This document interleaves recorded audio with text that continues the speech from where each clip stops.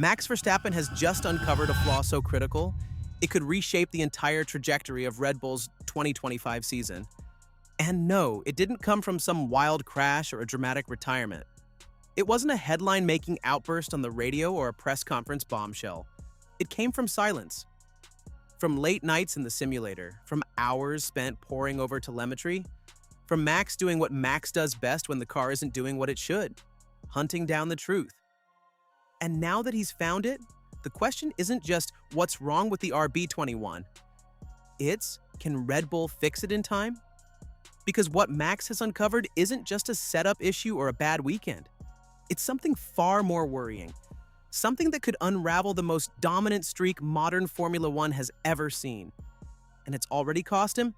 We just didn't know how badly until now. It all began after the Monaco Grand Prix, the one race where everyone expected Verstappen to bounce back.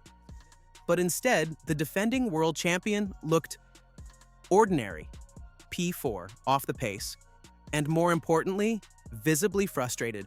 During the post-race interviews, he played it cool, shrugged off the underwhelming result, called it not ideal, and said they tried something different with the tires. But those close to the team knew that wasn't the full story. Because the Max Verstappen who walked back into the Red Bull garage that day wasn't just frustrated, he was angry. Angry not because of a bad day, but because he had felt it. Again, the same instability under braking, the same unpredictable rear grip, the same snap the car makes mid-corner that throws him off balance. It had been happening on and off all season. And now it had cost him at Monaco, one of the most important races of the year. Max doesn't tolerate trends like that, so when the rest of the team flew home, he stayed late.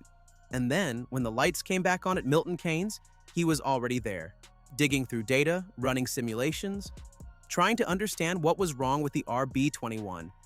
And that's when it started to get interesting. Together with his performance engineer, Max began to piece it together. It wasn't obvious. This wasn't some glaring setup error or failed part. This was deeper. It was something that didn't show up in perfect laps or clean air testing.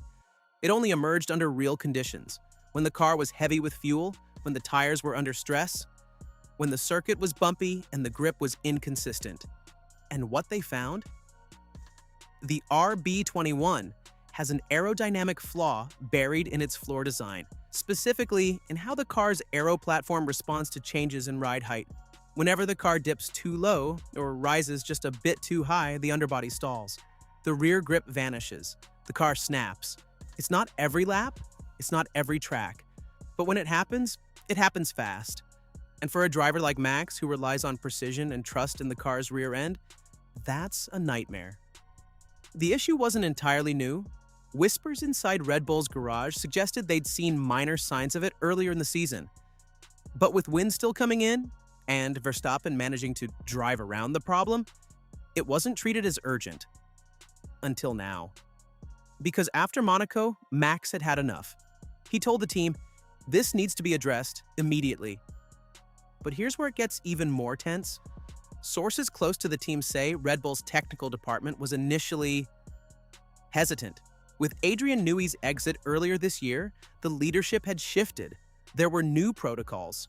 More data needed before changes, more simulation before development, more caution. And if there's one thing Max Verstappen doesn't do well, it's waiting around for committees to make decisions. He wanted changes. Now, and when he found out that engineers had been sitting on this issue, aware but not reacting, he exploded. Not in front of cameras, not in the media, but behind closed doors. A private meeting was called. Verstappen, senior engineers, and team principal Christian Horner. According to one insider, Max was livid, calm but ice cold. He didn't yell, but he made it very clear, this is unacceptable. His message? This isn't how we win championships. You don't wait for problems to become disasters. And Horner, he backed his team. Said they needed to be methodical. That without proper testing, changes could introduce new problems. That patience was smart. But for Max, that's not how you dominate F1. He's been winning because of speed, agility, and execution, not caution. And now, that difference in mindset has created real tension inside Red Bull. But here's the part that changes everything. Because the flaw Max found, that unstable aerofloor, Sidyans, it's not just hard to fix. It might be fundamental to how the RB21 is designed. The car relies on a tight aerodynamic window.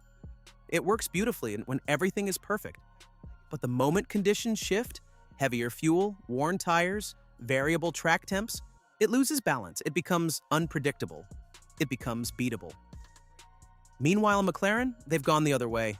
Oscar Piastri and Lando Norris have been thriving this season. Their car isn't just fast, it's forgiving. Their aero platform is broader, more adaptable. That means confidence. That means consistency. And in a championship fight, that is everything. Verstappen knows this. That's why he's pushing the team hard. Because this isn't just about one race. It's about momentum. It's about trust. And right now, he's not convinced Red Bull is moving fast enough. So what happens now? Red Bull is bringing an updated floor to Barcelona. It's meant to address the sensitivity, expand the performance window, and give Verstappen the consistency he needs. But Max, he's already looking past that. Because while Red Bull is fixing, McLaren is attacking. Piastri has already taken a win. Norris has been on the podium 4 times. They're not waiting for Red Bull to recover. They're trying to dethrone them. And Verstappen can feel that pressure. It's not just technical anymore, it's psychological. Because for the first time in years, Max doesn't just have to fight the track, he has to fight his own team's pace of evolution. And if the gap between what he needs and what they can deliver keeps widening, it could have massive consequences. Make no mistake, Verstappen isn't walking away. He's still leading the championship. He's still the most dangerous man on the grid. But if the updates don't work, if Barcelona goes sideways, if the car still feels fragile under pressure, that's when this calm frustration could turn into something else. A split, a rupture, a warning shot to Red Bull that Max Verstappen is not waiting around to be caught. He's here to win. Now, and if the team can't keep up, he'll make sure everyone knows about it. So we're left with a question. Has Verstappen just saved Red Bull's season by forcing them to confront a flaw they were too cautious to fix? Or has he exposed a weakness so fundamental that it might cost him everything? The next few races will tell us more. Barcelona will be a big test, but the real verdict may come in Austria and Silverstone, where track variation will challenge the RB21's ability to adapt. And if the car still stumbles, well, Red Bull won't just be dealing with McLaren, they'll be dealing with a Max Verstappen who's losing trust or sex, and that might be even more dangerous. What do you think? Is Verstappen right to put pressure on Red Bull this early in the season? Or is the team being smart by taking their time? Drop your thoughts in the comments. And if you're following this war between perfection and pressure, make sure to hit that subscribe button, because the 2025 season, it's just getting started, and the cracks at Red Bull are just starting to show.